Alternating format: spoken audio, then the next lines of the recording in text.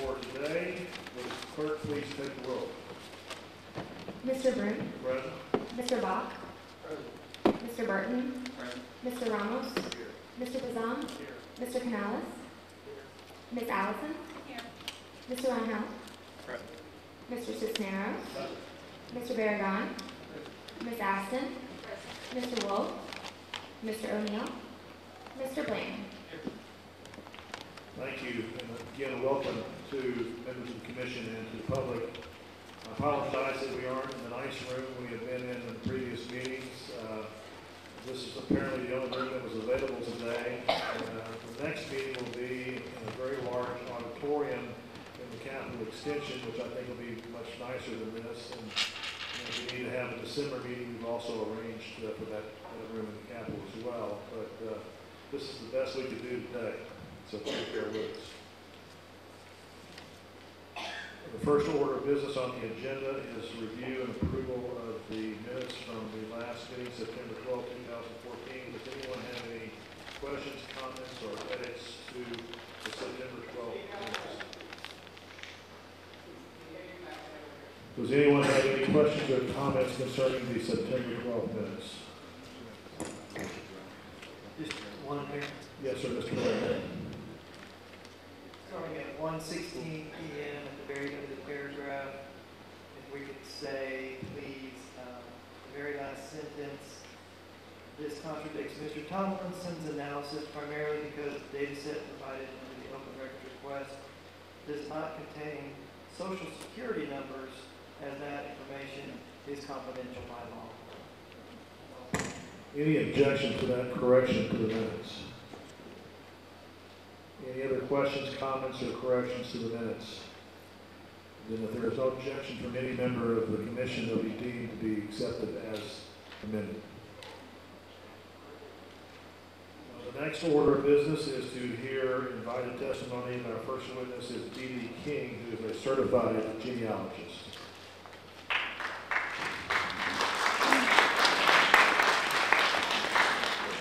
King has also submitted some written materials for us as well. And I apologize, I had prepared a PowerPoint. I had to make a quick change after I found out the meeting had been moved.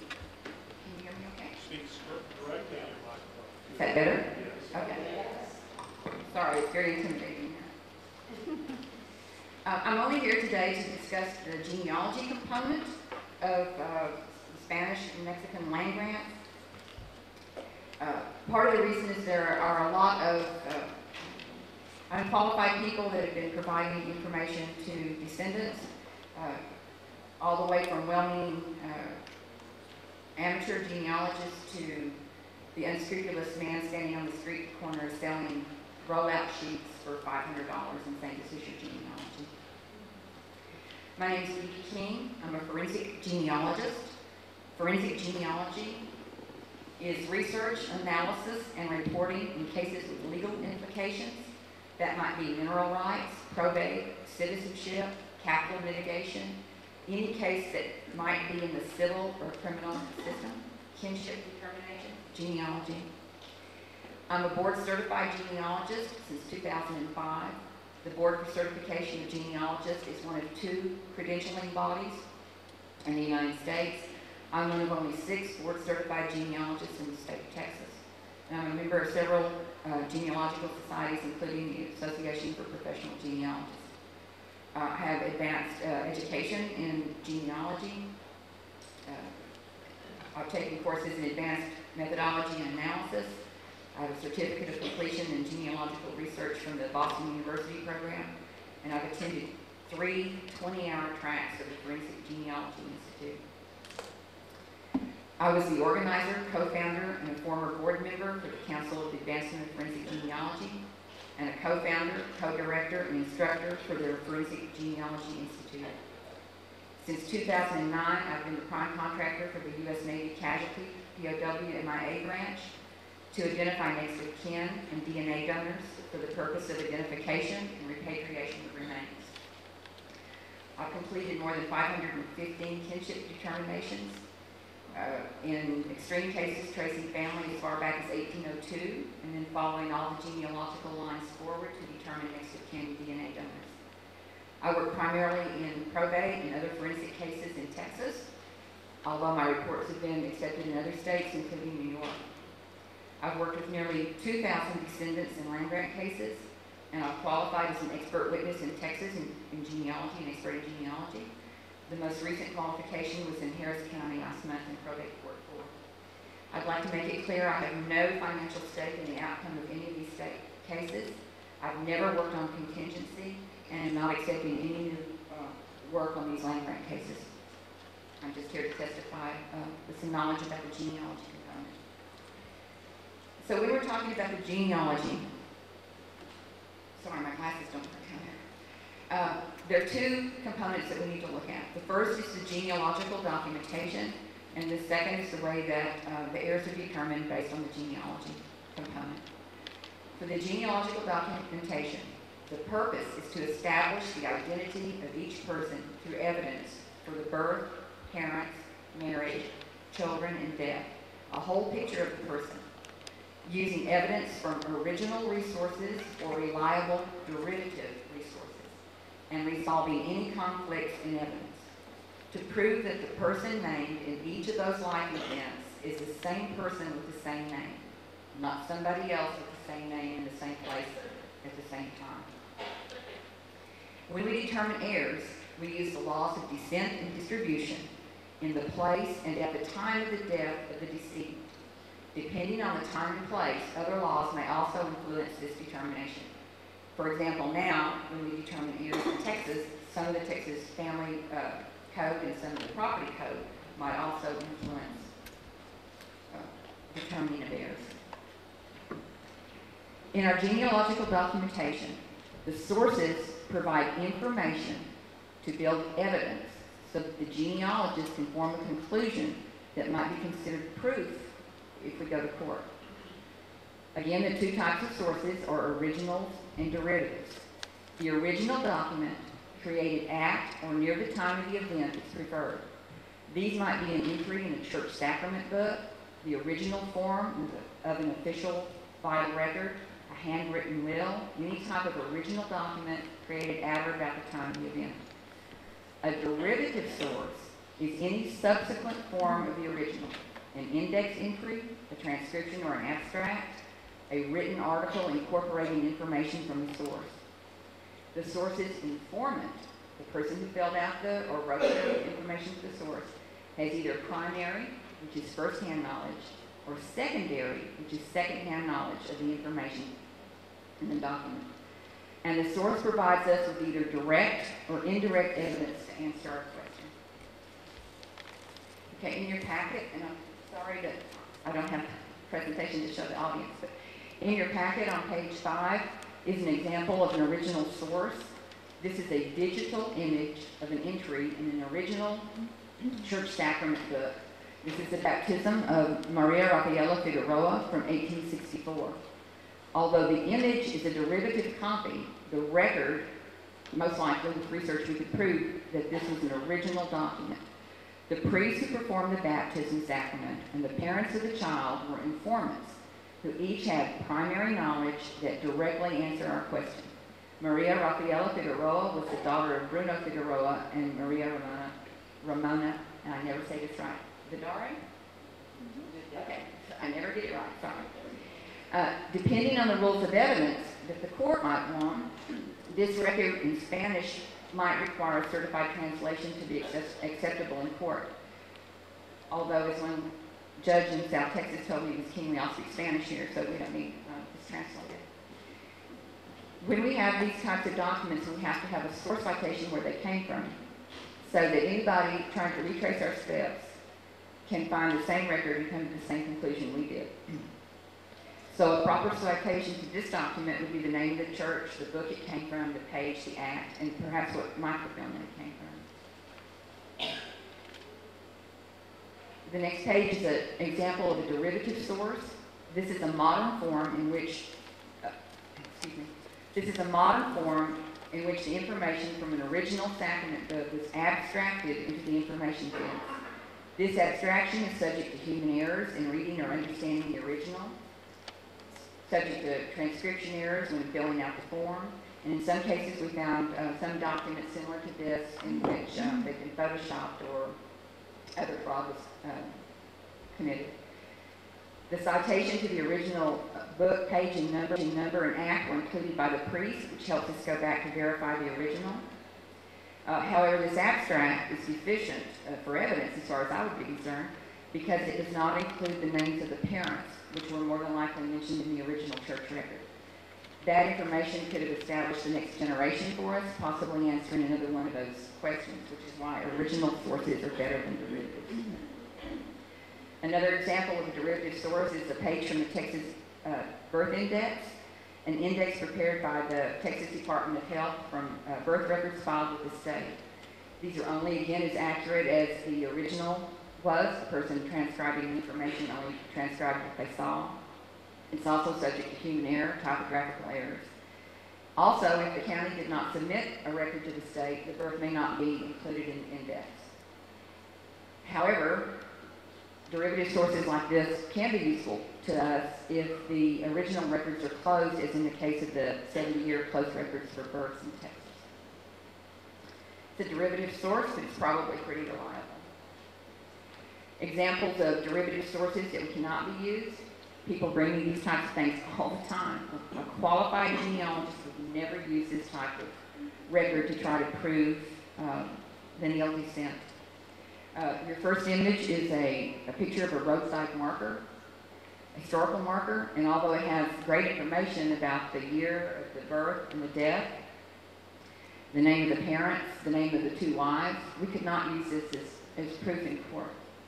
We don't know what the sources were for this information, how accurate they were. They might be clues to go find the original records, but we couldn't use this. Online family trees, people come to me all the time and say, here's somebody's online family tree, this is proof of where we come from. No, it's not. It's proof that somebody put a bunch of names and addresses, names and birth and death dates up on the internet. It's not necessarily proof. It might be clues. If this chart has birth and death dates and a place, we might go look for those records, but we could not use somebody else's online public tree. The next page is images of some well-known books. These we probably shouldn't rely on as proof either. Even such highly regarded works as those by the late Mr. Escobar and my hero, Mr. David Greaser, who does such excellent documentation. We probably should not use those as sources in court cases. We should use those for clues to go find the original records to prove our point. I'd like to talk a little bit about wills and the land grants. In my experience, wills were an important social and family duty in both Spanish and Mexican cultures. This is especially true for those who own land. Wills, or testamentos, provided a method of expressing religious conviction before death. Many of them had beautiful, flowery language about giving up their souls. The next portion of the will usually acknowledged creditors and debtors and instructions for the disposition of real and personal property.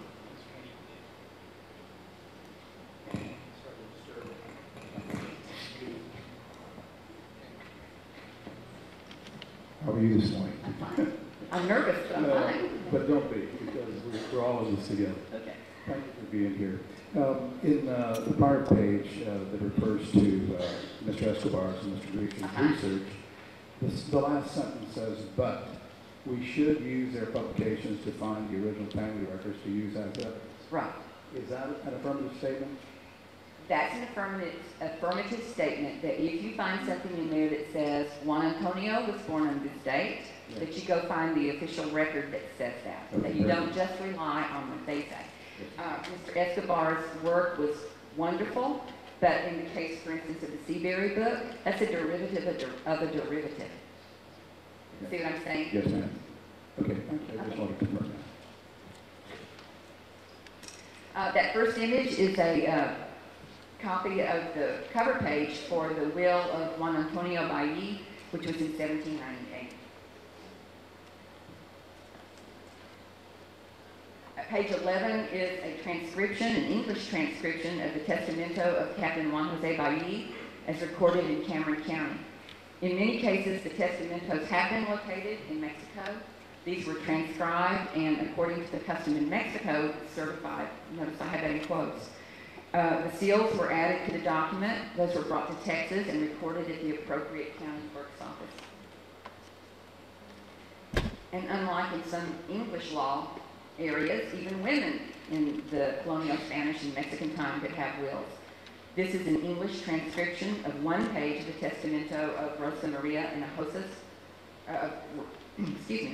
Rosa Maria Hinojosa, as recorded in Cameron County. I'd like to talk for a minute about what a qualified genealogist would do on these cases. Using reliable sources and applying the laws of the time and place, the qualified genealogist will independently research, or in some cases, if the client or the attorney brings documentation, review, and the important word verify, documentation for each generation. Provide complete source citations for each fact so that the methodology can be verified independently, leading to the same conclusion. We would resolve any conflicting information. If our Maria Rafaela Figueroa was baptized in 1864 and somebody brought us a marriage record and later a death record for a Maria or a Rafaela Figueroa, and it said that she was born in 1890, we have to resolve that. We have to resolve any conflicting information to be sure we have the same person at the same time in the same place. A qualified genealogist will never throw all the records in a notebook and say, here's the proof. A qualified genealogist will prepare a sworn statement, a sworn affidavit, and a report. The report will be in accordance with the currently accepted standards of the profession. A qualified genealogist will not sign off on someone else's work. If I had $1 for every time an attorney came to me and said, my paralegal has a subscription to Ancestry.com, we want you to sign off on her work, a qualified genealogist would never do that. I don't know where the term certify a family tree came from. Professional genealogists do not use that term. The only time I've seen that term used is perhaps if the registrar of a lineage society is certifying an application, but professional genealogists do not certify a family tree. We'll do a report, and if necessary, an affidavit expressing our opinion, but nobody certifies a family tree. The genealogist does not determine the heirs. The genealogist determines kinships and presents an opinion from which the court then determines the heirs. Although the genealogist must be knowledgeable of the law, the genealogist does not give legal advice, and the genealogist does not represent the client. I'd like to bring up a couple of terms here that I've heard to kind of clarify those. These three terms have been credited as terms used only in genealogy. My research has not found these to be conventional terms used in genealogy, either historically or currently in the profession. Primary heir, secondary heir, and I don't know how to pronounce T-E-R-T-I-A-R-Y. None of the professional genealogists I've consulted with, some of the top ones in the nation, forensic genealogists who are also attorneys, those terms are not used in genealogy. One is either an heir or it's not an heir. And then probate, which is proof of will, and intestacy, the state of dying without a valid will or a will that properly disposes of property. The genealogist uses the laws of the time and place to help determine the heirs. In every foreign country and in every U.S. state, the laws of descent and distribution govern the disposition of one's property upon death. These laws can change over time. The laws at the time of the decedent's death apply to that person's estate. In my research, I found no law in the United States that establishes heirs to a decedent as all of their lineal descendants. I've looked and looked. I can't find a law that expresses that. Neither English nor the Napoleonic, the basis used in Louisiana, laws of descent and distribution provide for this method of determining heirs. In my research, no colonial Spain or Mexican laws have been identified that establish heirs to decedent as all the lineal descendants. These are laws of descent and distribution. I have not been able to find those yet. Heirs are determined, again, under the laws that govern probate or intestacy at the time of decedent's death. This next quote is from the Unclaimed Minerals Proceeds Commission draft report of 8/18/2014. As Judge People concluded, a showing of biological lineage or descendancy does not show ownership of land or mineral proceeds by previous generations passed to biological heirs.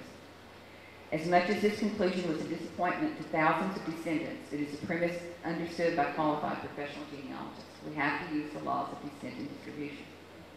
Heirs are determined, again, under the laws at the time of the decedent's death that govern probate and intestacy. If we were authorized to go all the way back to the original grantee to establish heirs from that original grantee, the genealogist would follow the kinship determined by the laws of the time and place. This process in cases with heirs who post-decease the decedent could be compared somewhat to the process of a title search. That's the closest example I can come up with in doing this work. And since I didn't have PowerPoint, I brought a chart that may be too small for the gallery to see, but if I could show this to them while I talk as well? Sure. Okay.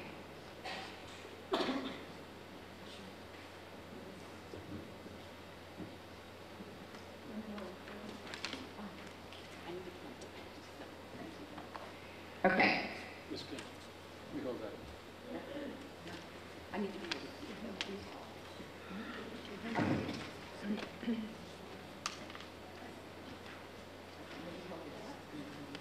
Okay. On this chart, we have the original land grantee who had three parcels of land. He died in 1818 under Spanish law. So Spanish law of descent and distribution applies to his case. He had a will. Ms. King, would not the will control over the laws of descent and distribution? Yes, I'm just trying to keep putting in that law. Okay, thank you. Okay. So in his will, he left parcel number 1 to his wife, parcel number 2 to his first son, parcel number 3 to his second son, to his daughter. He left 2 cows, a goat, and a bed. We've seen those in will. To his third son, the black sheep of the family, he left nothing. So at this point, the daughter and this son are out. When the wife died, she died under Spanish law in 1820. She had a will, but she left everything to the church. So now, That would mean that parcel 1 is no longer owned by any member of the family. It's completely outside family ownership. yes, right. Okay, so then we get to son number 1, who owned parcel number 2. He died in 1835 under the laws of Mexico. He did not have a will. So I don't remember what the law of 1835 is, but just for the sake of an example, let's say half went to his wife and half went to his children. So he has one son. His wife gets half of that parcel, number 2. His son gets half of that parcel. Son number 3 over here died in 1842. I'm just trying to give as many examples of possibilities in the law as I can. Son number 2 died under the Republic of Texas law in 1842. He had parcel number 3. He had a will, his will controlled. He gave his first wife, the mother of his children, predeceased him. He gave all of his property, his whole estate went to his second wife. Okay? So what happens when she died? She gives everything by will. When she dies in 1868 under the laws of the state of Texas, she gives everything by will to her 2 children by a previous marriage. So what happens to these grandchildren, these biological grandchildren of the grantee? They're out of it too. So from this point here over, all of these family members are out. The only people that are left is this son who now has 1/2 of the original parcel that he inherited, and 1/2 of the 1/2. No, wait, I skipped something, I'm sorry. Okay, when son number 1 dies, his wife, who died in 1842 under the law of Texas, has a will. She gives one half to her son and one half to her sister. So the only person left in all of this that has any claim on those 3 parcels is this son right here, who now has the half he inherited from his father and one half that he inherited from his mother. That's the only descendant that's left in here. A question, Ms. King, is this a real live family example, or is this something that you just given us for illustration purposes? I just tried to give illustrative example of people dying under every law and every time period there.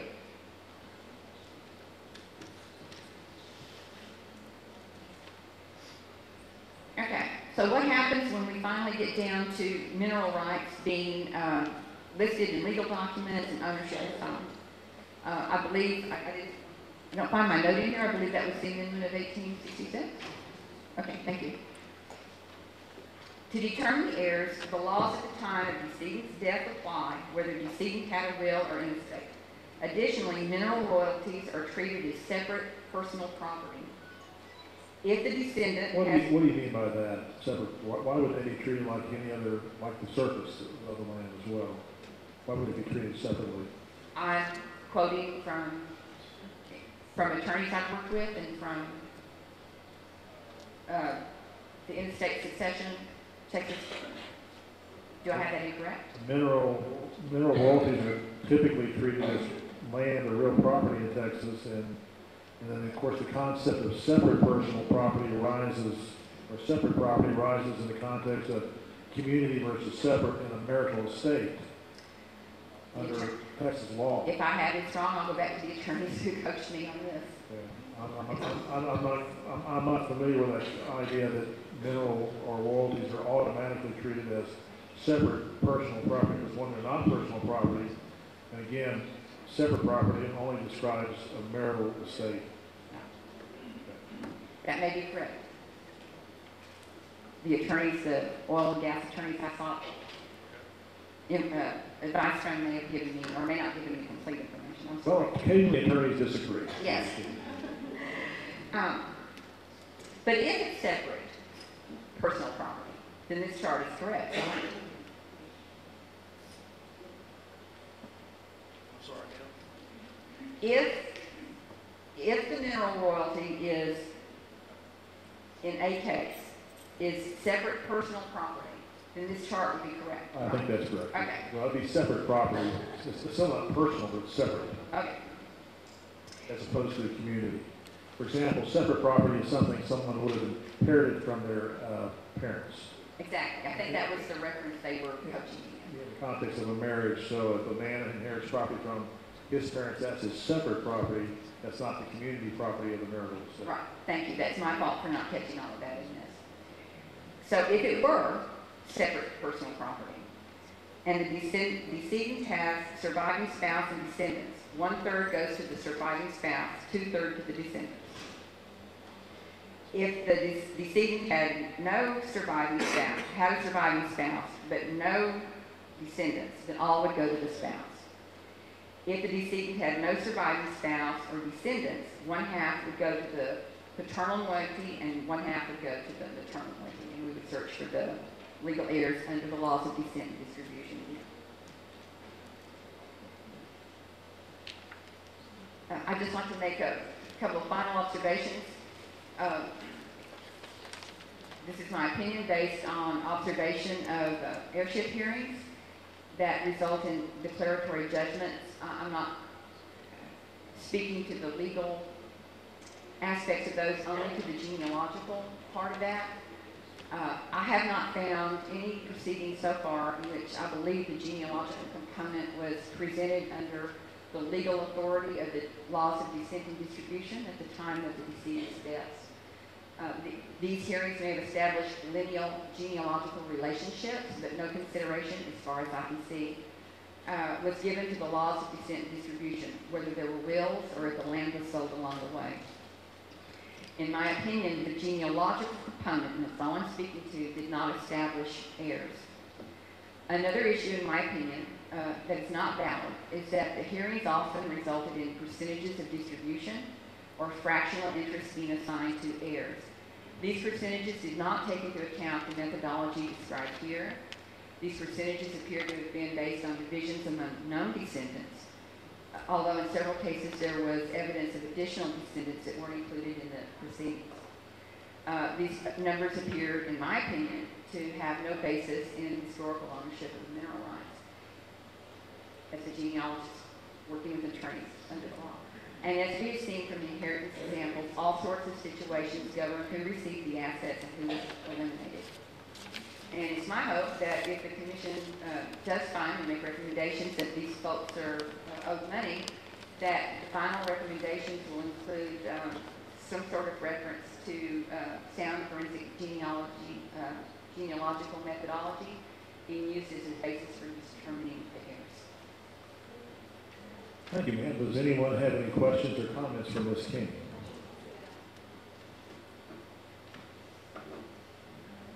Thank you very much. It's very informative. We Thank appreciate you being here. May I go back to Houston?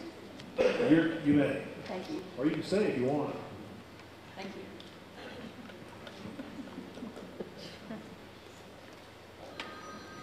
Our next invited testimony today is Ms. Fowler. Welcome back, Ms. Fowler. Thank you. Hello to all of you. Good morning. I think it's still morning.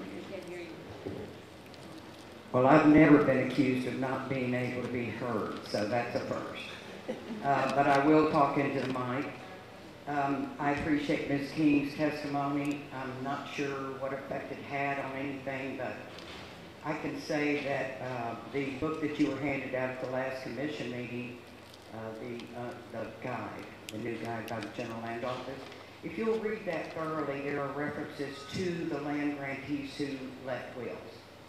And if you look over my caseload, nobody who descends from somebody who got nothing is a client, okay? We do look at the wills. We use that General Land Office's guide as our Bible. We not only get original records, original birth records, no matter how hard they are to find. We went to Mexico. We went to Monterey, we went to Cerralbo, we went to Camargo, Revilla, Old Guerrero. We've gone everywhere to get the original records because I had the good fortune of practicing in front of the late, great Ricardo Garcia, and he demanded it. He demanded that we have original records from the parishes where the grantees' records were stored, and we got them.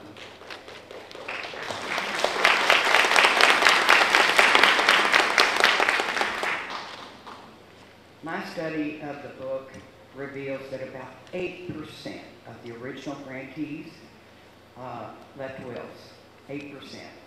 And, no, I'm sorry, not 8% of the original grant. 8% of the original land grant families left wills, not the original grantee, because sometimes they did and they only left one person because all the other people were settled. They were already settled. So what he did was leave a testimony about the one child that he didn't settle, and so he wanted to be sure that child was taken care of. And that's the way most of those wills read.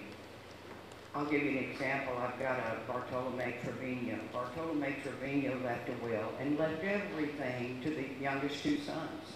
I don't represent any clients who come from the others. That's just it.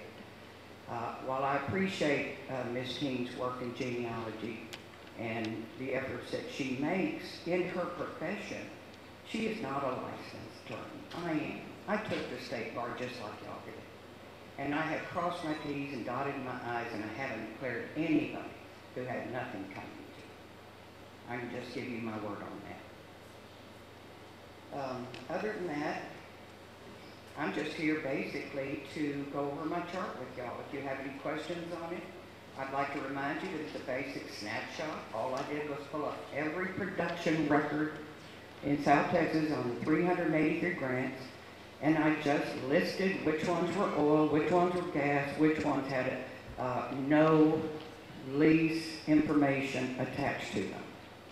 I've been told that the Railroad Commission does not report the mineral interest owner.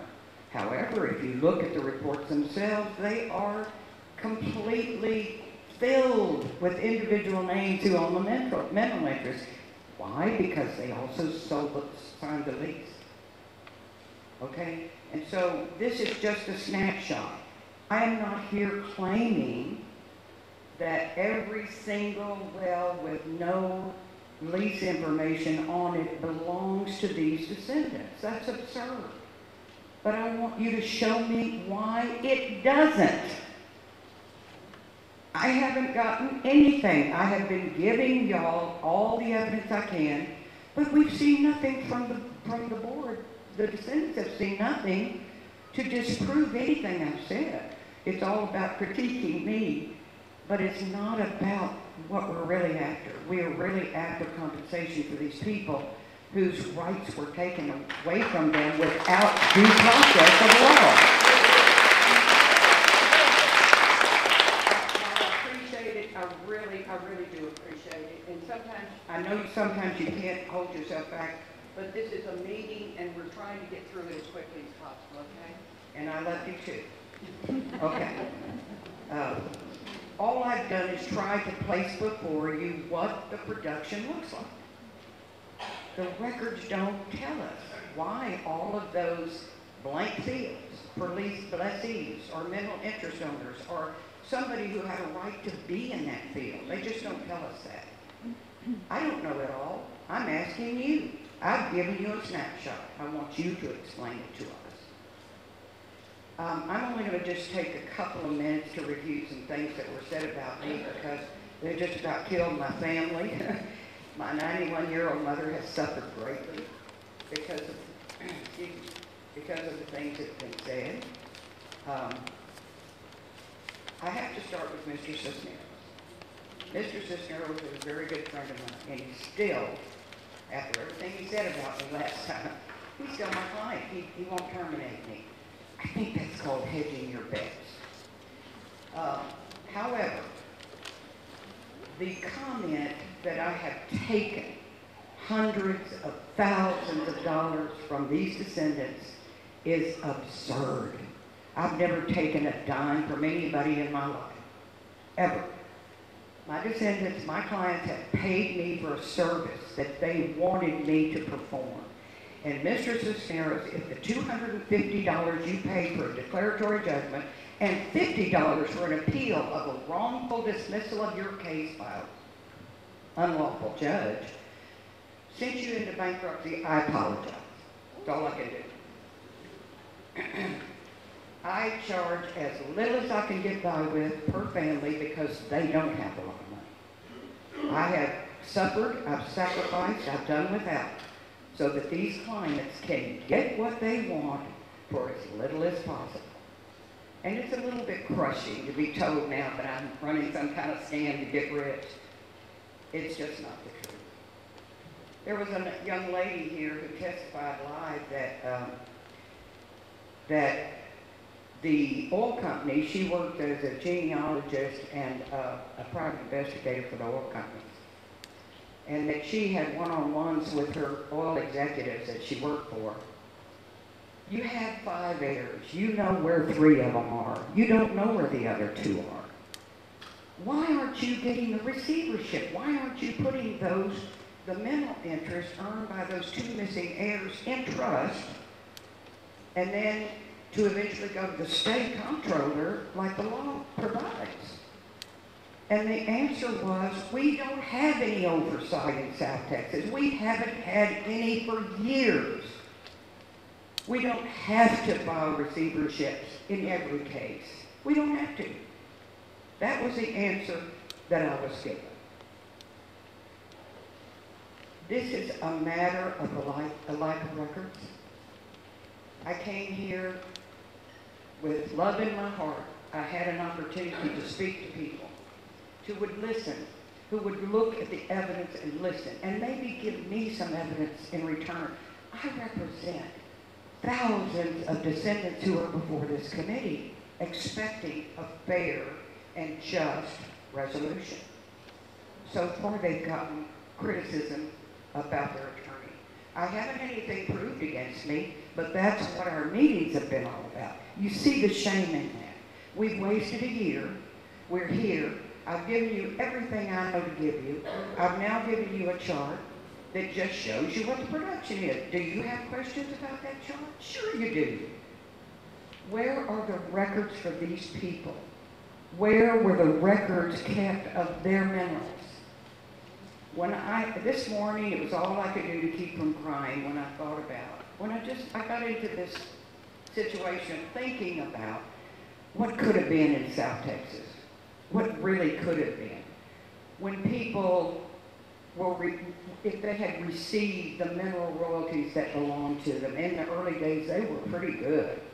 And there would have been doctors and lawyers and all kinds of education coming out of South Texas and better representatives for the people. But they didn't get that money. They didn't get it. The oil companies just kept it. When oil companies started drilling in Texas, these families all lived in the same house together. A family lived together. The parents, the grandparents, all their children. And the oil company gets 2 royalty checks back, unclaimed. Oh, they're dead. We don't have to send that money anymore. That goes to the oil company.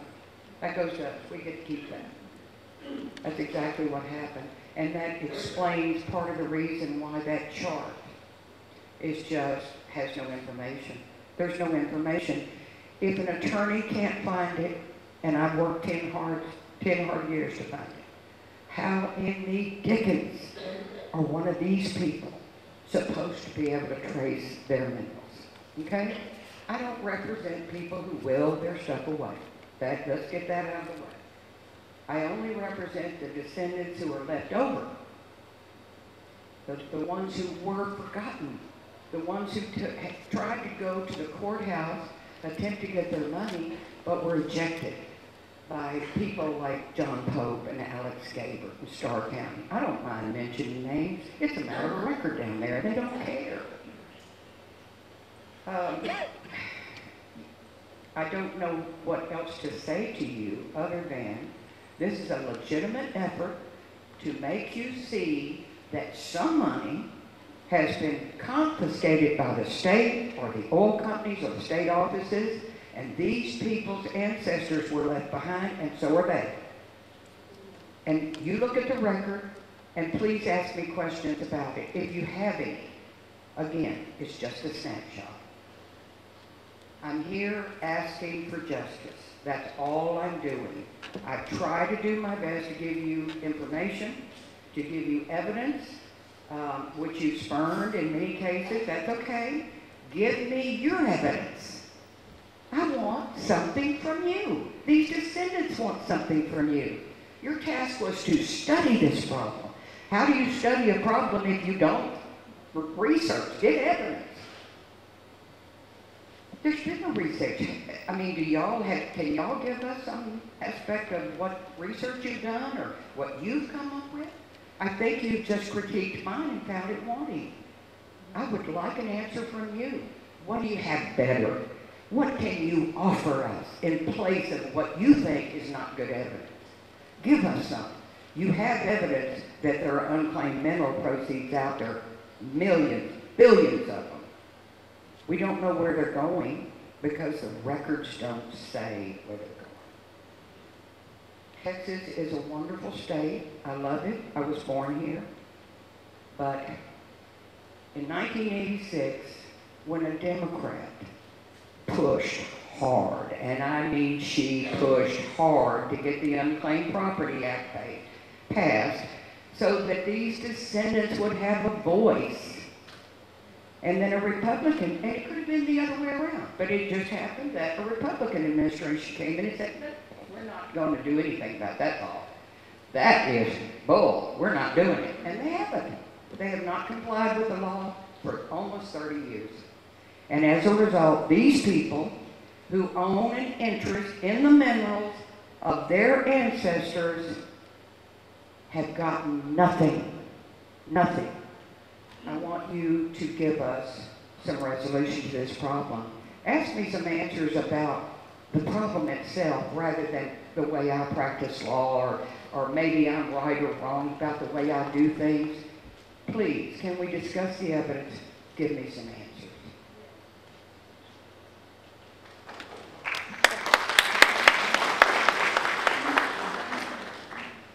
No comments? Are you finished? Is that your statement, ma'am? I'm sorry? Is that your statement, ma'am? No, I'm here to, I ask a question. I hope for an answer. Does anyone here have any questions for me? Well, I have comments or two for you. Ms. Howard, you have represented to your clients and in this commission that minerals under Spanish and Mexican land grants, by virtue of the Treaty of Guadalupe Hidalgo and the Constitution of Texas of 1866, by virtue of their status as heirs or descendants, that they own those minerals. That is not true. That is false. I own. Excuse me, I'm making a statement. Of course, you may respond at the end. You've represented to your clients and to this commission that under Texas real property laws, including laws, that Texas real property laws, including laws of limitation and adverse possession, do not apply to Spanish and Mexican land grants. That is not true. That is false. In that connection, I do not believe you provided this commission with a single case or legal authority that rebuts the conclusion reached in the Burton, Ramos, and Rontel memorandum. You've represented to your clients and to this commission that there are large areas of South Texas that are untitled and have, quote, no known owner. That is not true. That is false. You've represented to this commission and your clients that there are over 15,000 oil and gas wells on Spanish and Mexican land grants where the owners are, quote, unknown. That is false. That is not true. That is a preposterous claim. And you've cobbled together these false claims to persuade your clients that they are the owners of unclaimed mineral proceeds simply because they are descendants of original Spanish or Mexican land grant grantees, and that is not true. And now you've presented us with a letter that asks us to recommend to the Texas legislature and the governor that they set aside $10 billion for your clients. Let's put that in context. Since mineral proceeds began to be paid to the state in the mid-1980s, about $559 million has been received in unclaimed mineral proceeds. Of that, approximately $226 million has been paid out to legitimate owners or claimants. That leaves about $333 million unclaimed. That's about 3% of what you're asking the legislature to appropriate from other sources. And I'll also put it in the context by saying that the last election cycle, we approved a constitutional amendment to allocate a mere $2 billion from the rainy day fund to fund critical water needs in this state. So I don't think that it is reasonable or is anything that I'm going to put my name on to suggest that the legislature appropriate $10 billion to anybody. I don't care if 100% of the legislatures are descendants or heirs themselves. They would be faced with the same reality that all legislators are faced with, and that is we have to pay for schools, for roads, for public safety, for water, and for all the goods and services that people in Texas today expect their state government to provide.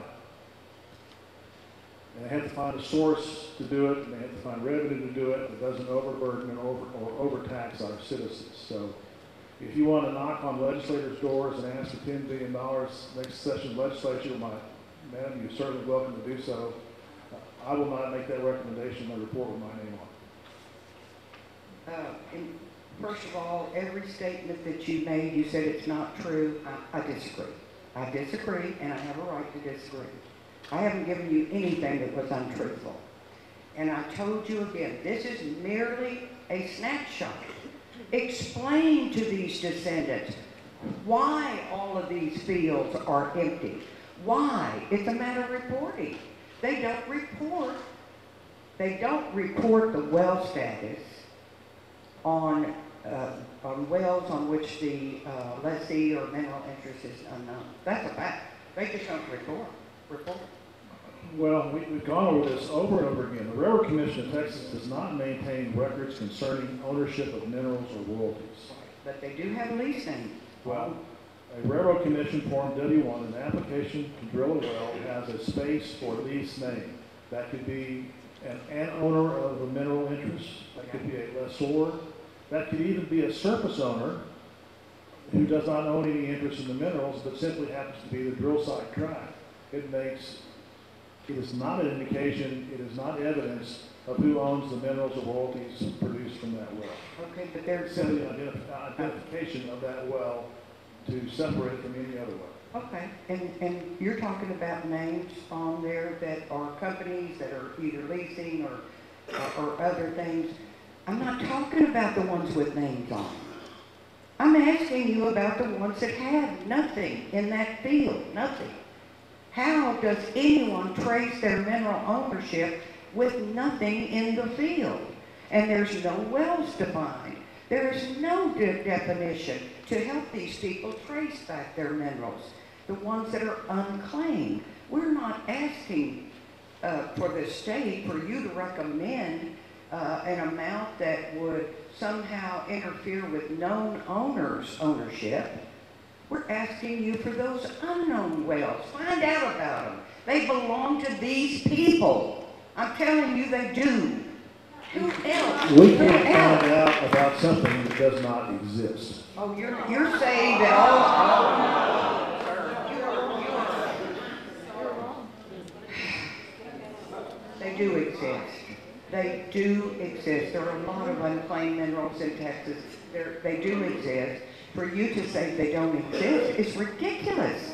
I've given you all the production. I'm talking about wells. I've given you the production with the well locations. With the wells listed. How many of them are listed? How many of them have no information on? That's what I've given you. How do you explain that? Can you explain that? I don't know what the source of your data is or how you put this together. I printed each and every production record from the Railroad Commission on 393 grants, 63 grants. I did every one of them. They're their records. The problem is, as far as this commission is concerned, I'm pretty confident that you have not and will not be able to convince us that there are over 15,000 wells in South Texas where the ownership is unknown. Okay, then you need to convince us that they aren't. Okay? You need to convince us. Why do you tell me my work is incorrect and you have no reason for it being incorrect? You don't know that I've given you the source. I got it straight from the Railroad Commission. Well, I don't know what your source is, and what do the missing fields represent to you? What do they represent to you? It's a simple question. Madam, I'm through with my comments with you. Anybody else have any questions?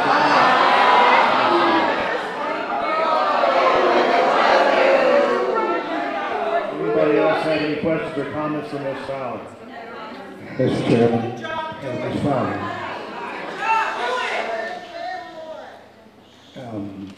To your prior comment about my question to you.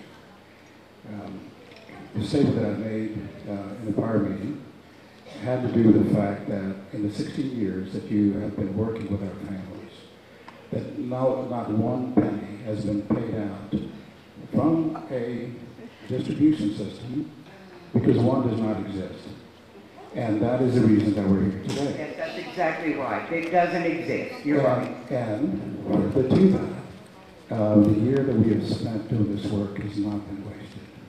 I take great exception to that because we are here as volunteers, unpaid, to try to help the descendant families by examining the historical issues that we're dealing with. Now, I find it interesting because you know that I have been a part of this initiative for the last 6 years. And when we first created the initiative team, we decided that rather than try to find a recovery method from acreage, a percentage of acreage, that we decided that we would do it by a percentage of royalties. based on the land grants that had production. And by your own admission, your own statement back then, you said that there were approximately 200 land grants of the 363 or 64 that had production. And so today you come and say that now we have evidence that there is production on all of the land grants. Well, are you calling it unclaimed production? Thank you. Thank you for that. You just referred to it as unclaimed. I said production. I said production. Okay? Now, as you look at our previous effort in House Bill 2611, in the 82nd legislation, and you were aware of the creation of that document. In paragraph C, section C, paragraph 2, it speaks to unknown and abandoned wells. Unknown and abandoned wells. And that is completely different because on the one hand, when you look at the records of the Railroad Commission, as you know, repeated by drillinginfo.com, and again, going back to what Mr. Chairman said, those are not ownership documents. Those are merely reports of wells that are either in production, that have been abandoned, plugged, or unknown, right? But a lot of those unknown entries are because historically, through the years, a lot of those wells are just holes in the ground that somebody said, you know what, that used to be an oil or gas well. And in my previous history in the oil business, in the oil field, I would come across several of those wells through the years, and everybody would say, you know, that's an unknown well. Now, having said all of that, please remember that the job of this commission is to find a solution, to go to the governor as best we can by the end of this year and give him our best report about how best to proceed. One of the things that you'll see come later in our meetings is a recommendation that all of us will come together in public or in private as best we can to look at the historical injury that has occurred to our Texan families. Because they're Texans before they are descendants, before they are Hispanic, Mexican, and all that. Please know that we are here to support this issue. We're not here to castigate. We're not here to embarrass. Let me make a point of that, because I've been with you, and you can fire me anytime that you want. You can terminate me anytime you want to. I don't care to do that. Okay, I figured that. Because we are people of goodwill, you and I. Okay. Now, what the descendant families must understand is that the reason that Judge Peoples asked you for a disclaimer statement is because he did extrajudicial work that you commented on, where he went a step further to find out if my representations to him as the president of the Land Grant Justice Association were accurate. And so what he did is he went to the comptroller's office and said, hey, is this really real? What is going on here? Because what we don't want is our families to have an expectation that there is a method of recovery when there is not. I told them there's no method of recovery. Well, I've told them for the last 3 or 4 years. But the messages are conflicted, because when newspaper reports or telecasts or television reports say that up to $1 billion or erroneously reporting monies that are in the comptroller's office are very injurious to the cause. And I've asked on occasion, please, Ms. Fowler, let's find accuracy in our reporting so that we can be more credible to our people, more credible to this effort, which is very, very important. Now, I think we're getting there, and one of the things that the commission is doing, and what Mr. Chairman said, you know, there's been $559 million deposited since 1985, $333 million remain, but that is the reality and not monies that are available. Because remember this, and the descendants must be reminded of it, The money that is there comes from all over the state, all over. And one of the things that we've always said as familia is that we're not going to be injurious to others. We're not going to be discriminatory against people that are unknown claimants in West Texas or Northeast Texas or north of the Nueces or where we have no right to go. Now remember that also our descendant families must not make claim from porciones that have never had production. And they wouldn't. Okay. And so I think that if we look ahead at what we are going to attempt to do is to remind everyone in this room and beyond that we will do the best we can to find an equitable solution and make a recommendation to the governor at the end of this session and maybe beyond, because the commission will be in fact in existence until the end of the 84th legislative session, is that it? So through the end of the spring for next year. We have work to do. We have work to do. Now, if it requires that we go back and get further explanations from the Railroad Commission about whether these wells are known or unknown, and in what category they might be, whether there is any connection to title and ownership, we will certainly do that. You know, but please, let me ask you that if we do find a truth that is not compatible with your truth, that you do not accuse us of not doing our work, and that, contrary to what Mr. Padilla said, for instance, in his point paper number 6 to his white paper, that we are never going to be in contempt of legislature, because we will do our best, and we promise you that. Well, I appreciate that very much, Al. I do.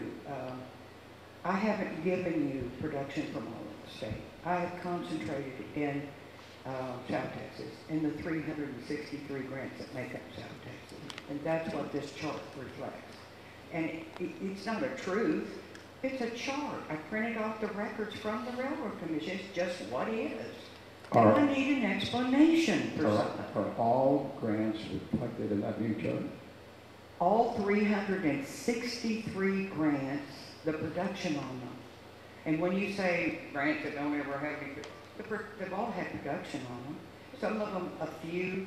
I mean, you can see that there's just been a little on some of them, and they were either, you know, washed up, dried holes. Most of them were dried holes. We listed dried holes and canceled and abandoned wells. I'm not trying to imply, you know, anything other than what I see. It's not a truth. I guess you could call it a truth from the Railroad Commission. It is what it is. Let me ask you a question, if I may. And because it is public record that when we created the legislation for the 82nd legislative session, House Bill, Committee Substitute Bill 2611, it's part of the record that we, in the initiative, made a statement, because you provided us the information, that only approximately 200 of the land grants had production and the others did not. I'd like to remind you that at that time, it was an estimate. I told you I had, the ones I had investigated, that's what I would estimate based on my investigations at that point. Okay, so the record then is correct. Well, now we believe that all land grants have had production. All right. Well, I mean, these are the records. Is that all of the They're land not grants my right there? record. They're the Railroad Commission. Is that every single land grant? Every single land grant in South Texas, in the 363 grants in the book that Mr. Brown. Mr. Greaser. Okay. Thank you very much. That's all I have. It gives a lot of information. Before I finish, I would like to just make a comment. I didn't want to take up a lot of time with this because we've wasted so much time this year on personalities and personal conflicts. Mr. Robert Gonzalez, who has testified to you before about me, and he, surprisingly, I respect John Falcone so much I cannot tell you.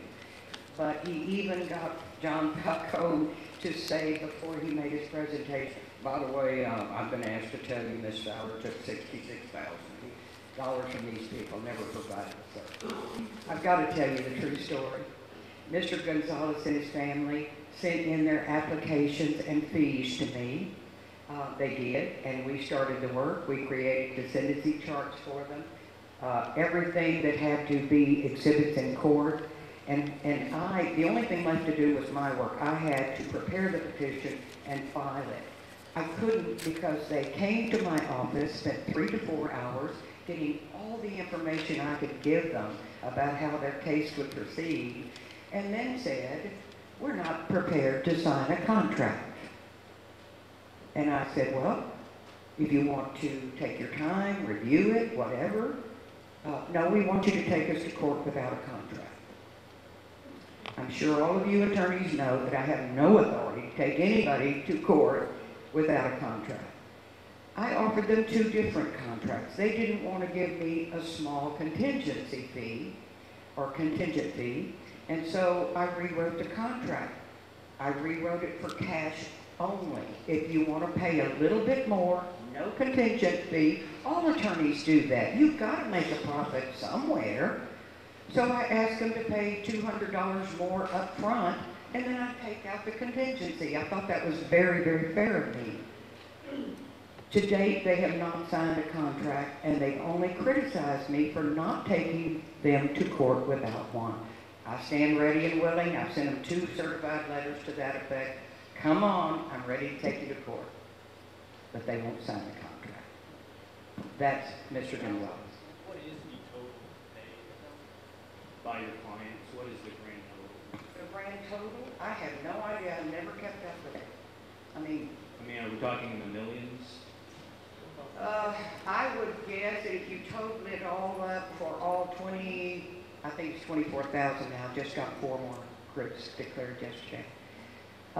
If you totaled it all up for them, yes, it would probably be in the millions, but I certainly don't have that. Appreciate it, thank you. Yeah, they pay me a certain amount, and I get a small amount of that as a profit. If somebody paid $250, the family paid $25,000, I probably netted $3,000 on that group. And I have to do a lot of groups to make any money. So yeah, I made a lot of money, but I've spent a lot of money on the clients getting them to court. And I don't think there's anybody in this auditorium that would tell you I have ever charged them anything more than $375, and that's right now. It's only just gotten to that recently. I'm one of y'all, and I'm sorry? Oh, I've got a couple questions. Just a few questions here on your table, which I think is potentially, I think it is misleading. You're saying these are railroad commission records. Well, they definitely don't track unclaimed mineral proceeds at the railroad commission.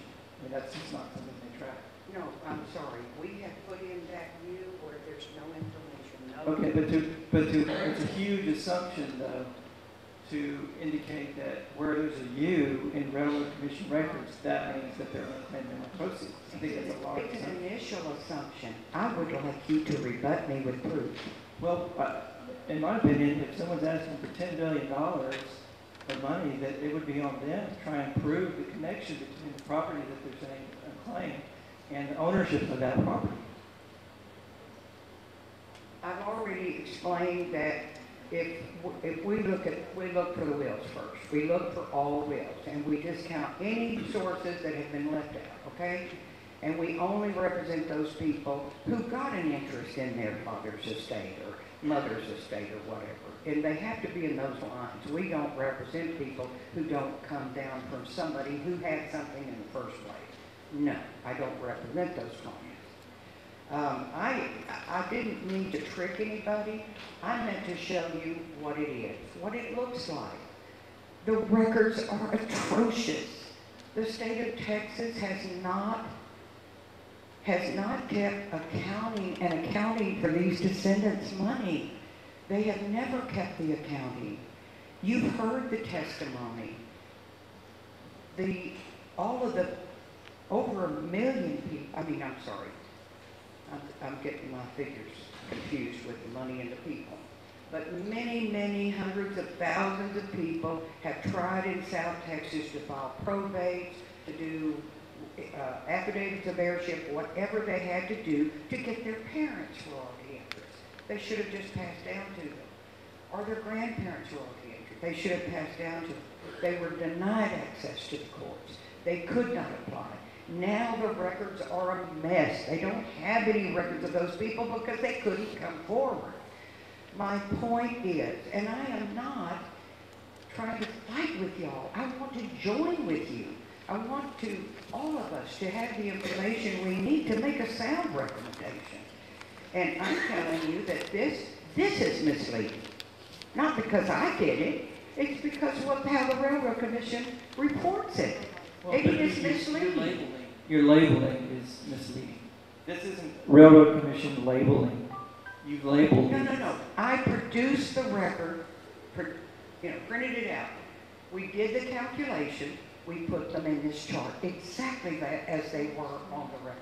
Well, I just think you need to explain your assumptions in this document so that it's There's not- no assumption. We don't have any name. We don't have a lease name. We don't have an owner's name. We don't have any name. We just have an oil that's producing. And apparently, theoretically, since there's no lease signed and they're still pooling or whatever and producing, where are those umps going? Where are they going? Where are the over $1 billion in umps that are stored in, I just got the new bank, Compass Bank in McAllen is now the registry of the court. See, so they have the sum. But there are over $1 billion earning interest for the county, and that's why they didn't want these people to come forward and get and apply for their inheritance. There's been a lot of injustice, and because it came as a personality contest, I'm sorry you don't like me. I'm sorry that you don't like what I brought you. But I'm doing the best I can for my clients.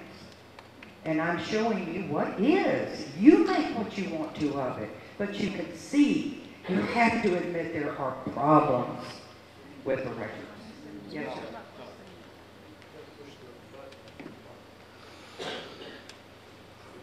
Okay, can you hear me now? Yeah. Can we turn to this report? Sure. Just from this line there, after the abstract, the word abstract, Okay. at the top, Yes. and then the next column is, the next column says total wells. The total number of well locations. Is that information that was provided to you by the Railroad Commission? Yes. Okay, then the next column says total NA wells. Is that information was provided by the Railroad Commission? As an attorney, I discounted those canceled and abandoned dry holes. They never produced, so I didn't consider them. Okay, but that's your information. Yes, we. Okay, so from that column to the right, Mhm. is that where you have put in information that you have developed? The 18, you're on one, I think you're specifically referring to number one.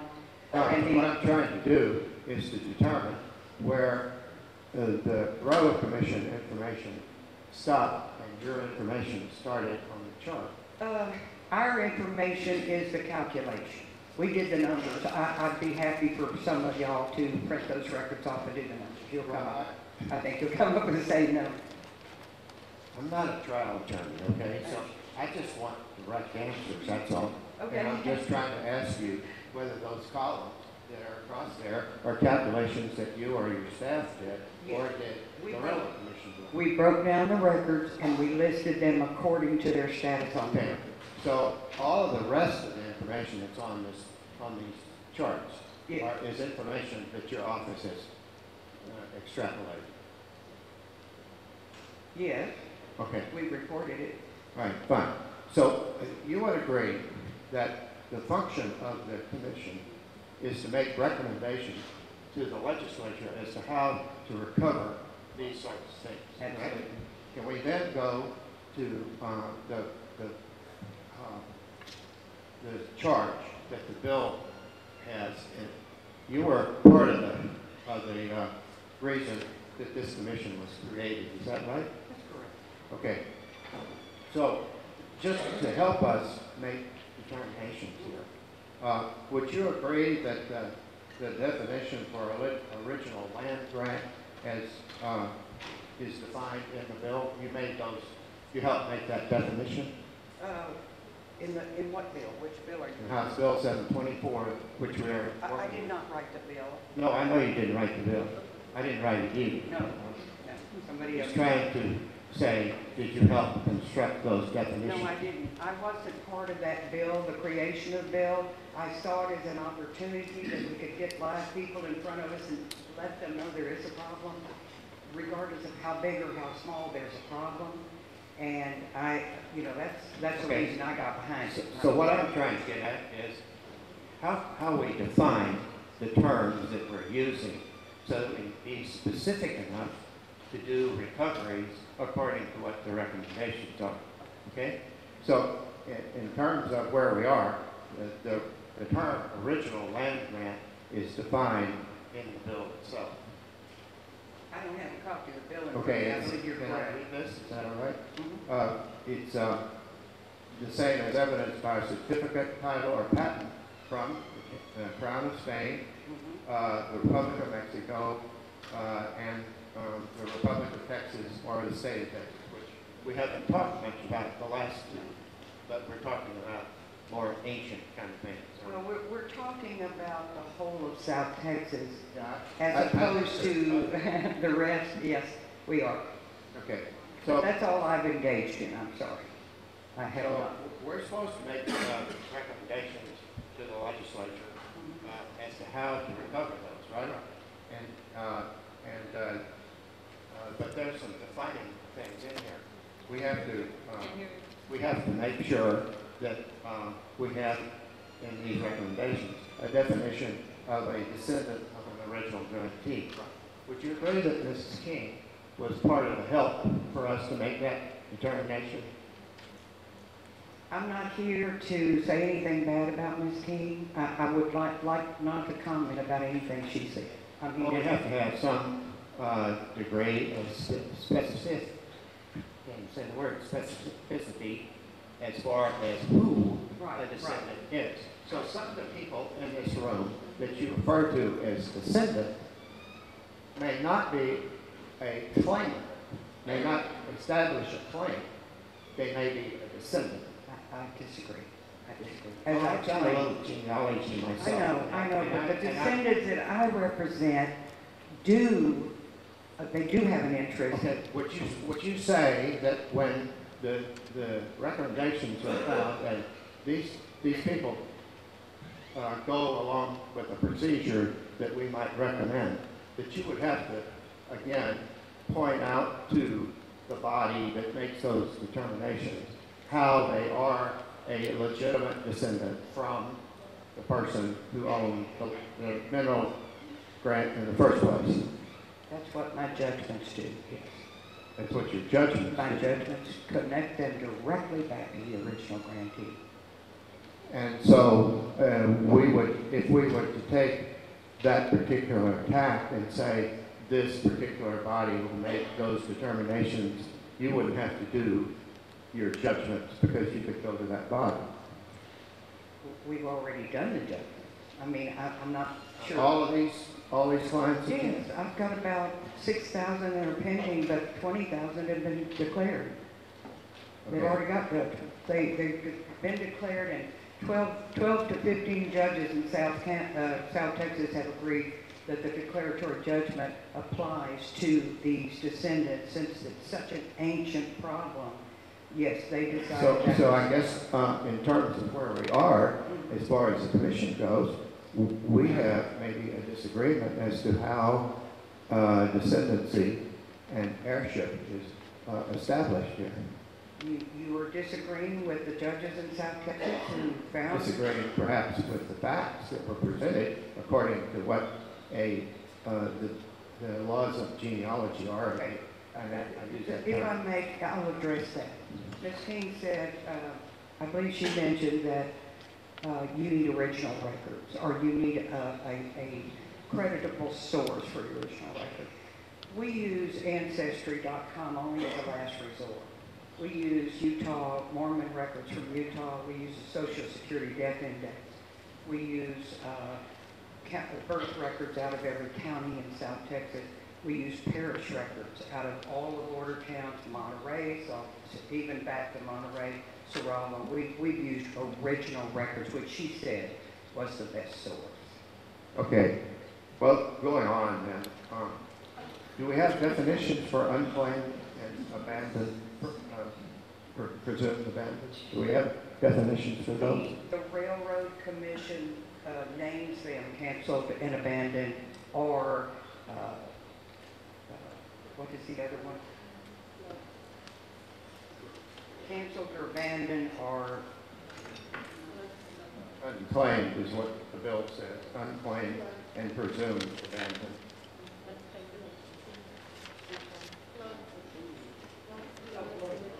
yeah, just shut down, plugged wells in the early stages when, you know, after the well had been set up, they were immediately, they didn't find any minerals, so they shut them down. Do you have a suggestion for the commission as to how to define those terms, unclaimed and presumed abandoned? Would you? Well, it's the Railroad Commission's term. I'm going by theirs. Well, I'm going by what I'm charged with doing. Okay, I don't know what Well, page. it says here, the distribution of mineral proceeds that were derived from the original land grant, we talked about that, owned by the descendant, we talked about that, unclaimed and presumed abandoned under chapter of the property code. What was your question? My question is, do you have any suggestion for the commission as to how specifically to define unclaimed and presumed abandoned within the context of this bill and the charge that we have? So we have an unclaimed mineral proceeds commission, and you're asking me for an Asking you first. I'm Yes, sorry. I am, because you have the floor and you're providing evidence. Yes. I am not providing evidence, and we do not provide evidence to you, contrary to what you've asked, for an answer other than the solution that we have, and we have to get there somehow. I would only suggest that you take this report. This is exactly the way the Railroad Commission produces their reports. So, you know, if the information is there, study it. Find out from the Railroad Commission, why aren't they reported? Why is it reported this way? These are their records. Yes, I put the names on these columns at the top. But everything else came from calculating their own records. So, in terms of records, let's talk about that a minute. What you're saying is that there have been abuses of the system for years, that there have been no records in some Improper instances. records, yes. Okay. Inadequate, improper. So, would you say that then would be something that would be unclaimed or presumed abandoned? We think it's unclaimed if there's no name on it, no, it's producing mineral. I will ask you, just like Mr. Falcone asked you, if they don't belong to the descendants, who do they belong to? They don't belong to the state. Where is my evidence that there's a lease or producing well there, or is it? Okay, your evidence is in their records. They tell you whether it's producing, what it's producing, how much it's producing, and whether or not there's a lease on it. So now we get to the final part of the bill. It says unclaimed and presumed abandoned and delivered to the comptroller. Now, is that where you are you're finding that what you're really saying is that the oil and gas industry doesn't report their information thoroughly, and that you want the commission to correct that? I want the commission to realize, I mean, it could take them 20 years to correct this or to find out what everything means, every single thing. But I do believe there's enough evidence that there are enough of these wells that are going into the pockets of the oil companies that are not reporting. All right, you have defined the problem. Yeah. Okay. Can you suggest, it may be funny to you, but it's not funny here. Can you suggest to the commission a suggestion then as to how to resolve that? I would put reasons reasonable minds together, go over some of these and see if you can make sense of them. And you're going to be able to, if you'll do some work and investigate, you're going to be able to reduce this by probably half, because you're going to have an explanation for those empty fields. Again, I'm not suggesting that 100% of these with no fields, no. Well, I think you're kind of around the issue here. That I'm asking you, can you provide specifics where we can make sure that the oil and gas industry is reported correctly? No.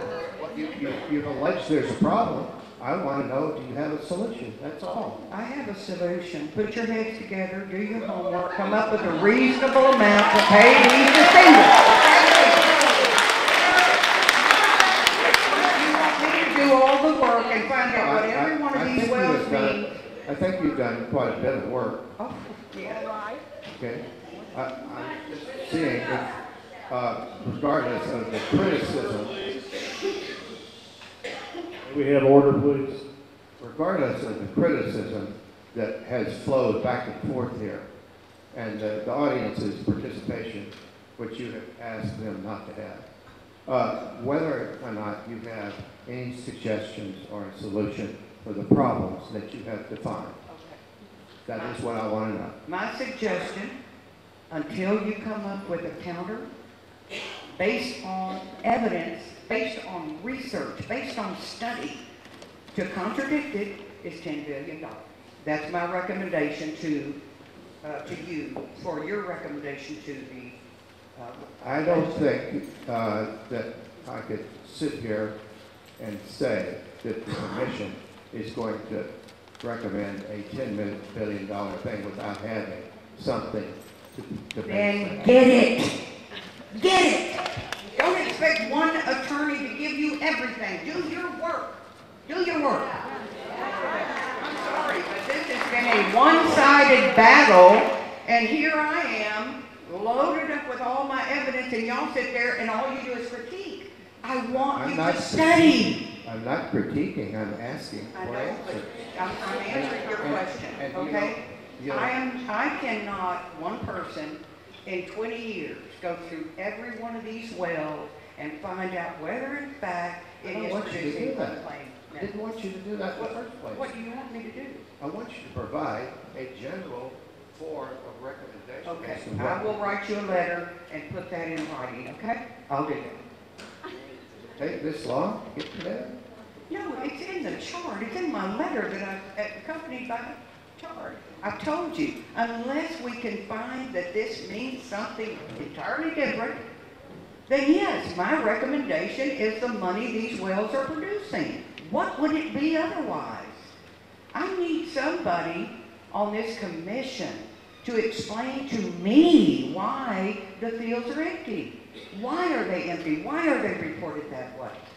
There's never been an ability to these descendants to claim their records because of injustice in the South Texas counties and because the oil companies don't report all of their unclaimed minerals to the comptroller. An oil company manager, he said, and you've got the testimony, we don't have any oversight in South Texas. We can do what we want. Now you need to, as a commission, to say, wait a minute, we heard that testimony. We need to follow up on it. We need to follow, if that's really true. That's your job. That is your job. And I'm trying the best I can to work with you. But you want to Trying to work with you, ma'am, but we're trying to get the definitions established so we can do our job. Okay, and I'm here and happy to give you those definitions.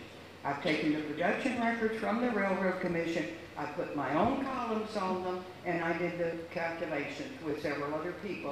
I understand that, It's but right. you are not the only person that represents people who have the same kind of problems. So I'm sorry, I am.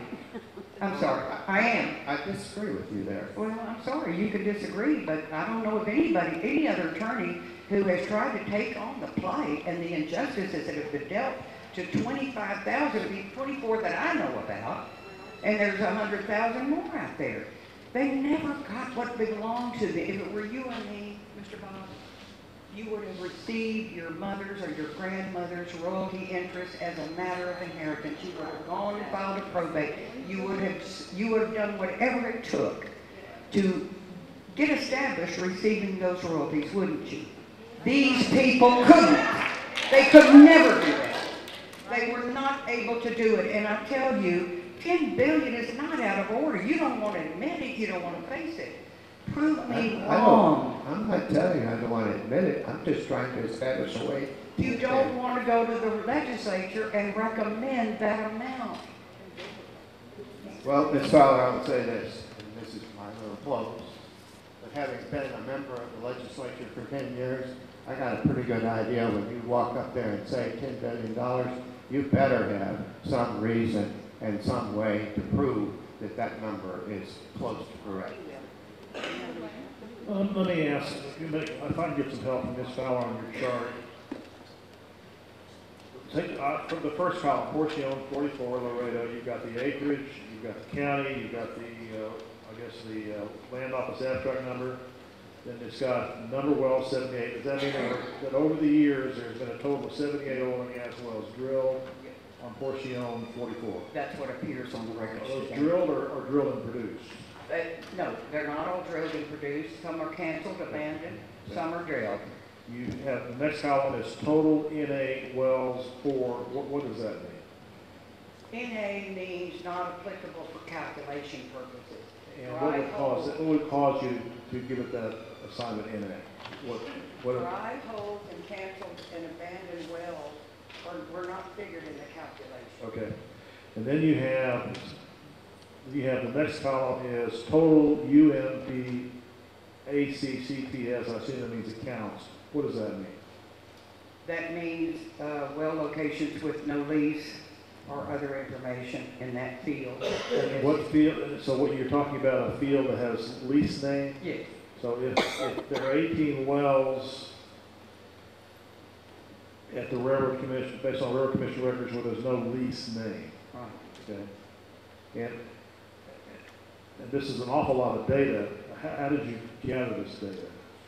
Again, we started at the beginning, using the land grant guide, produced a production report from the Railroad Commission, and then we went down the grants, every one of them, and did the same thing. And then we calculated the number of, total number of wells, the number of wells that had been canceled and abandoned or shut in, you know, right after the permits were got. Well, okay, but back up. So the field name is missing, lease name missing. That's from the production records, or is that from the drilling That was records? from, yes, I can't get them any other source. That was from the Well, production. every well that's drilled in the state of Texas there's an application to drill. It's called the Railroad Commission Form W1, and it'll have various blanks to fill in, one of which is lease name. And I've never seen an operator file an application to drill a well without putting some name in it.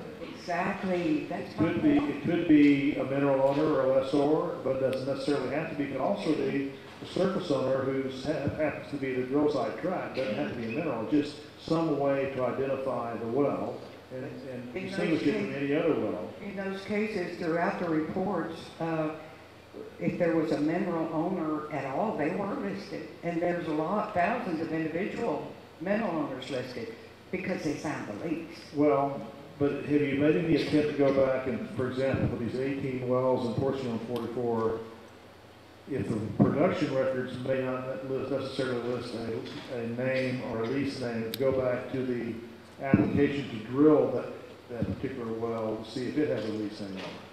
I have gone back to the oil companies, and 9 times out of 10, I'm told that's way too old. We don't have the record. Well, the records of the Railroad Commission. I mean, every well drilled in the state of Texas, you can get in the Railroad Commission's database. That's what I meant, the Railroad Commission. I have talked to people on the Railroad Commission.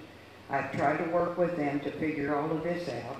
They can't give me any answers for why they don't have names where the lease name goes. They do say that in many cases, they were pools. It was pool leasing. There's one name maybe in the middle, and it applies to all of them, but that one company, and we don't know. We don't know whether all of the family is represented by that company or whether some of them are not. And I try to get that information. Oh, it's too old. That's archaic. We Okay. can't give you that information. Okay, let me continue on. So then you got a percentage, that percentage there is, I assume 18 divided by 78. Is that correct? Yes. Okay. What is No, the, it's actually 78, I mean, it's 18 divided by, yeah, I'm sorry, that's what you said. yeah, 24.3% of the wells you claim are UMPS. Now, Yes. there's a date there, I guess that's as of this chart updated. What's the next number? 30,730. What is that? The next column.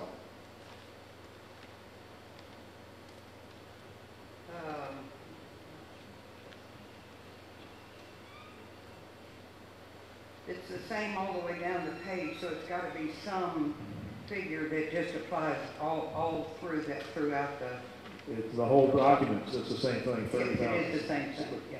Can't tell me what that is? I will find out, because I didn't add that figure, I'm not No. sure what. The next several columns are in yellow, That- 2B, 4B, 6B, 8B, 10B. What does that mean? That means under 2 billion, the amount that would be recommended for each grant, if you were recommending $2 billion to the legislature, then you have here the proportion that each grant would get of the total fund, based on the number of unclaimed. Okay, so that's, you're not saying that's how much has been produced from those portions, those grants. That's just an allocation of assuming $10 billion. Yes, I gave you some examples, very conservative, 10 barrels of oil a day produced by those 9,000 wells would equal like 3.4 billion in 1 year. So have you made any attempt to determine the proportion of production from these wells that you classify as UNP accounts? Yes, I have. The percentage is there, but in the column, Well, that's just the number of wells divided by the total number of wells in the grant. Have you made any attempt to determine how much the wells you've identified as total UNPC accounts have actually produced in order to help in your calculations? I believe we did. Yeah, we calculated all of the ump wells on all 363 grants to get those totals for you. And where is that? At the very bottom of the chart, estimated total gas umps, 5,685. Estimated total oil umps, 9,680. Is that actual production or is that just an estimate you've used? No, that's actual production. I mean, that's the actual number of those types of wells. I'm sorry, you say type, but those are well types. That's not production. What well Where you types? say estimated total gas, UNPS, those are wells, that's not production. Yeah, we broke down the umps into oil and gas. Okay, but those are the number of wells in, not production. Right. And then to the right of that, you're just showing if you assume a well produced 10 barrels a day, it produced so many barrels over so much time. Is that what that is? I didn't assume anything. I gave it as a conservative example. Well, I just used those because I do not know the exact amount that those oil wells. okay, so this is an estimate, this It's is just not an actual production. estimate, it's a snapshot with an estimate for recommendation to the legislature. Okay. Anybody else have any questions or comments for Ms. Allen? Can we go back and read what our charge is? Because I think we're being asked to do things that we were not charged with.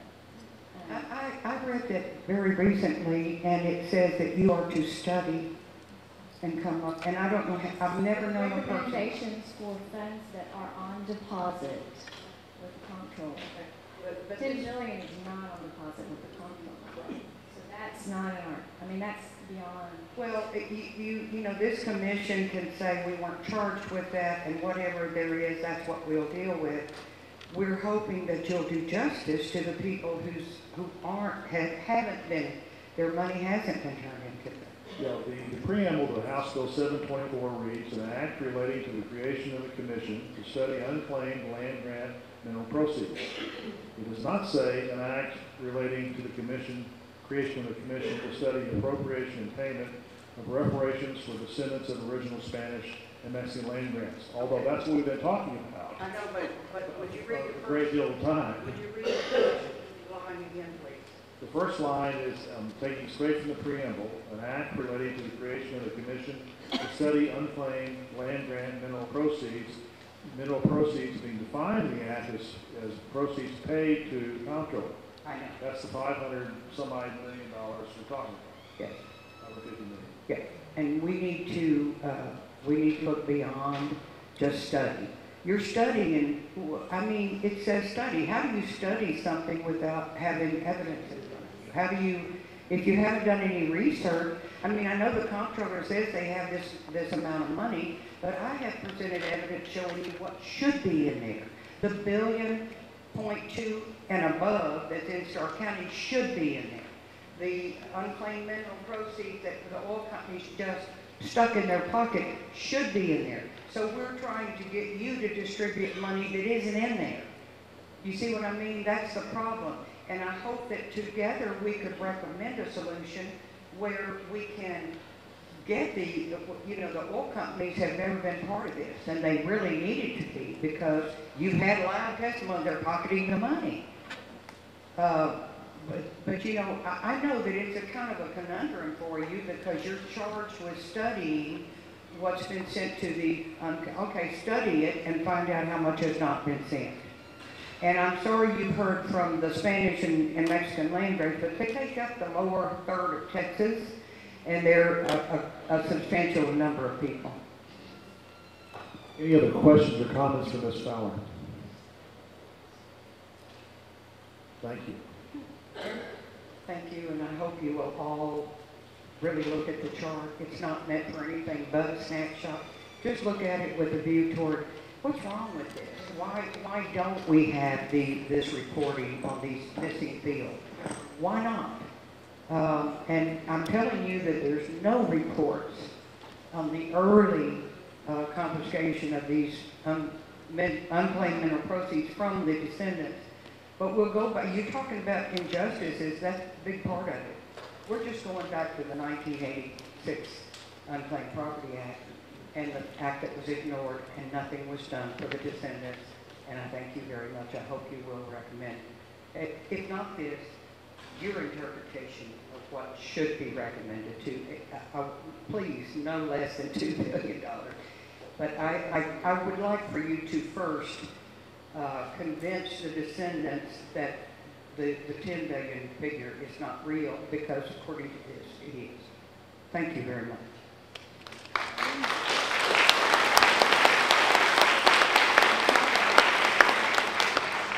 The next item on the agenda is discussion of the results of the motion to investigate Stark County unclaimed mineral proceeds holdings. And we have a report from Mr. Jonathan Steinberg,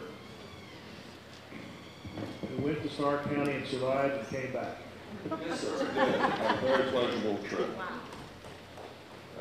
My name is Jonathan Steinberg. I'm Assistant General Counsel at the Comptroller of Public Accounts. I'm acting on your request. We started and are proceeding with an investigation of Stark County District Court cases 3059 and 3066. Due to the volume of documents that we have not completed our review as yet. We have prepared the preliminary report that was provided to you this morning to apprise you of our progress, with the anticipation of providing you a final report at the next meeting. As a preliminary matter, I'd like to just point out two errors in the two typographical errors in this report for you. On the bottom of page 1, the very last sentence includes too many knots. There's only supposed to be one knot there. And on page 3, the second preliminary set of observations was for cause number 3059. As indicated, this is a preliminary report, and there may be some other corrections that we make as we work through the process. Otherwise, I will just provide you a quick overview of what we've done to date, and that's set out more completely in the preliminary report that you have. On the initial contact with Starr County District Clerk's Office, we learned that both of these cases are old and that their records have been removed to an off-site storage unit so that they would have more room in the District Clerk's Office. Apparently that applies to all cause numbers, the 4 series, as they call them, these being both 3059, 3066, all of those series where there are only 4 digits in the title have been removed to the off-site location. When we made the initial contact and found out the location, we were also informed that they do hold funds for both of these cause numbers. They hold for cause number 3066, $17,633.01, and for cause number 3059, they have a CD in the amount of $161,009.56.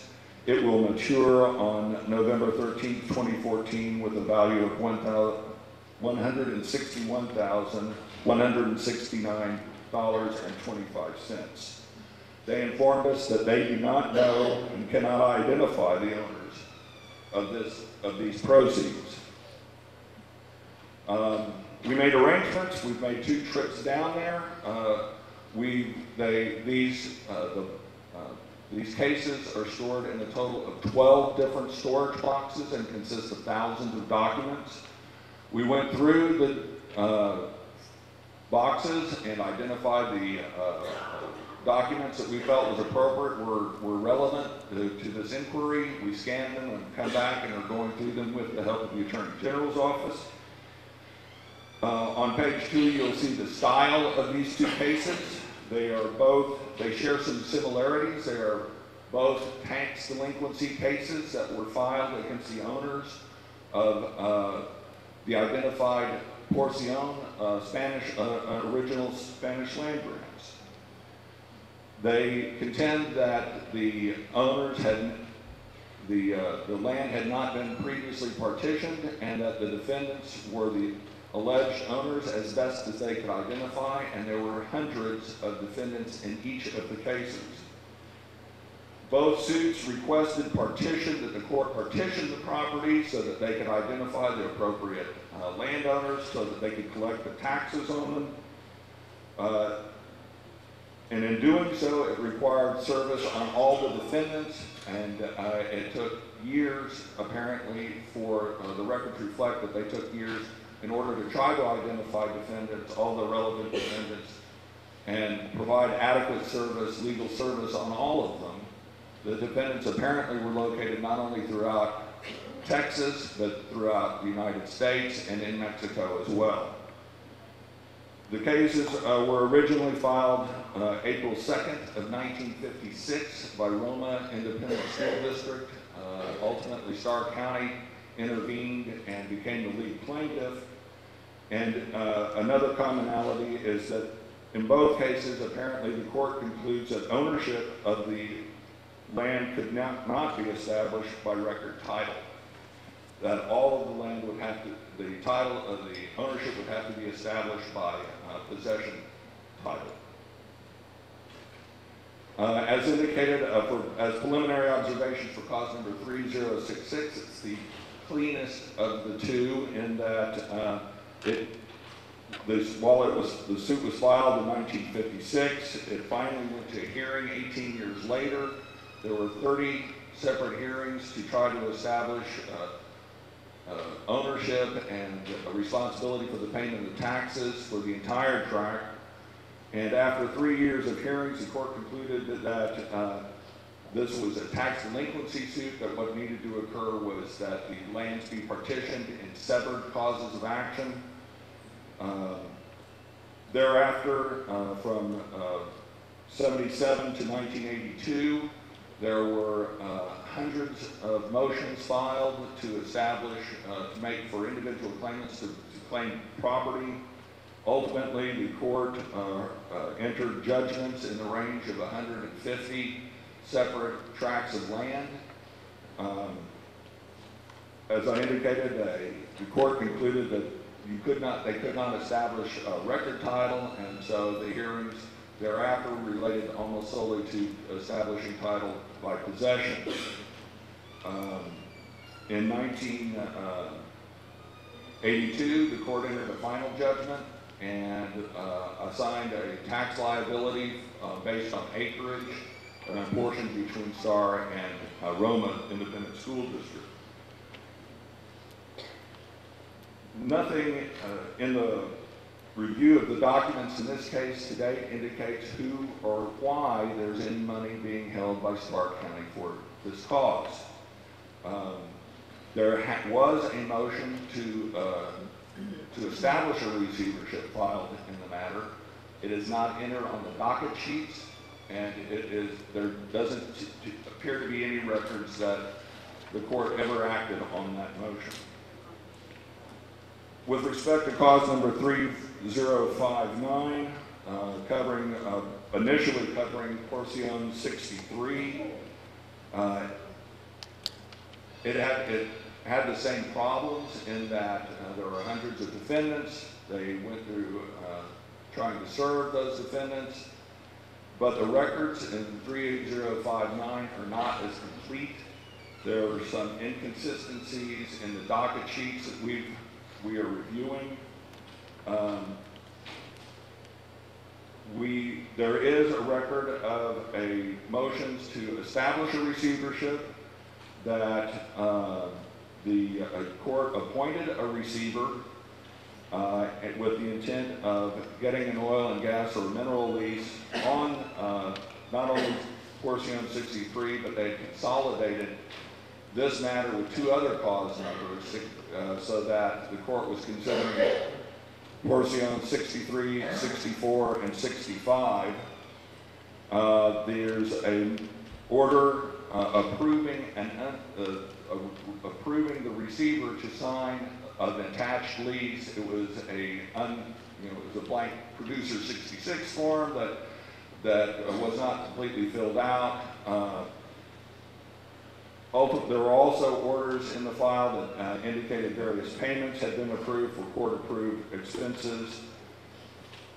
As in the other case, but the only indication that the court ruled on record title were entries into the docket sheets, and I've set them out verbatim in the report I provided you, finding that for each of the portions, the court found that there was no record title. So far, a review of the records only indicates that two tracts of land were severed out and adjudicated title. I should also point out that there was, with respect to the receivership, that the order appointing that receiver was appealed to the Fourth Court of Appeals in San Antonio, and on rehearing, the court vacated the order appointing the receiver 2 years after the order creating the receivership had been entered. Only two tracts of land were adjudicated. Nothing in the documents retrieved or reviewed from Starr County files established a source of funds deposited with or currently held by Starr County, but we're still retrieving and reviewing the records that we have retrieved with the Attorney General's office. And we, of course, look forward to providing our final observations. But one thing that is clear is that the Starr County District judges and attorneys spent years trying to determine the property owners for these portions. And so far, we've spent a couple of weeks that we're just trying to scratch the surface of what was done over 50 years ago, starting over 50 years ago and completing. So while we prepare our final report to you, we'd also like to get some feedback from the commission about what it is that you're hoping for us to find in concluding we might own the funds that have been held by Stark County for some number of years. I think we were hoping you were going to find millions of dollars, but that's obviously not the case here. So I think, as far as I'm concerned, if you can just finish your work with the Attorney General's office and do a final report, unless any member of the commission has a different view about that.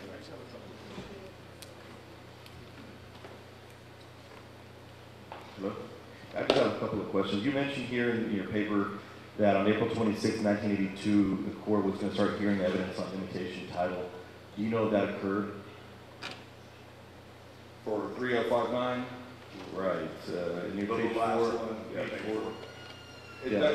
there doesn't appear to be any records with respect to the hearings on it. There are 2 judgments entered on 2 tracts of land, but they total less than 45 acres, 50 acres total. And you mentioned that there were several defendants. Did those defendants include the parties in possession of the land? That's would be my understanding. There were hundreds of defendants. The petitions took up primarily pages and pages of defendants that were listed, and they did identify whether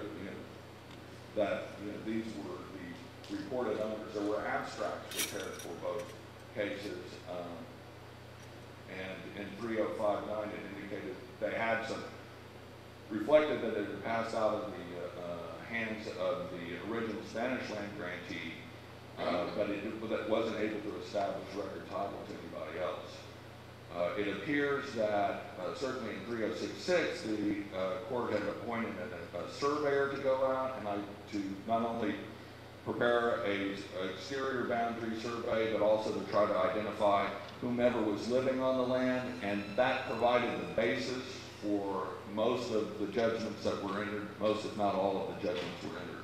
Some indication that that's what went on in 3059, but it's not near, the records are not near as complete or conclusive on that point. Thank you. Any other questions or comments from Mr. Steinberg? Thank you, sir. Could I ask one question, please? Sure, go Do ahead. you intend to complete the research, or are you just gonna, is the Attorney General, you said you just scratched the surface. Are you gonna complete that investigation before you file a report? And what I said was we went through the boxes and identified the documents that we felt were relevant. We have started going through those documents and been able to glean this information. We're going to complete the review of the relevant documents that we have. Yes. That's all I want to know, if you are gonna complete them. Yes, ma'am. We intend to complete the task we've been assigned. Thank you. Thank you, sir.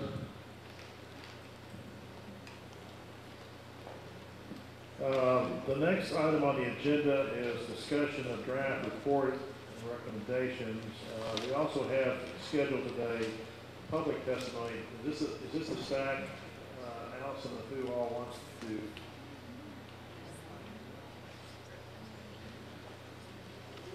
Okay, we have 8 people who asked to give public testimony, and since the public has not had an opportunity to speak yet, other than the invited testimony, my suggestion now is to take a quick bathroom break, maybe 15 minutes, and then when we come back, we go ahead and hear the public testimony to make sure those people who want to speak can do so, and then we can start talking about the agenda item concerning the report. Any objection to that schedule? If anybody who wants to speak has not filled out a speaking form, you may do so now. We'll take about a 15-minute break.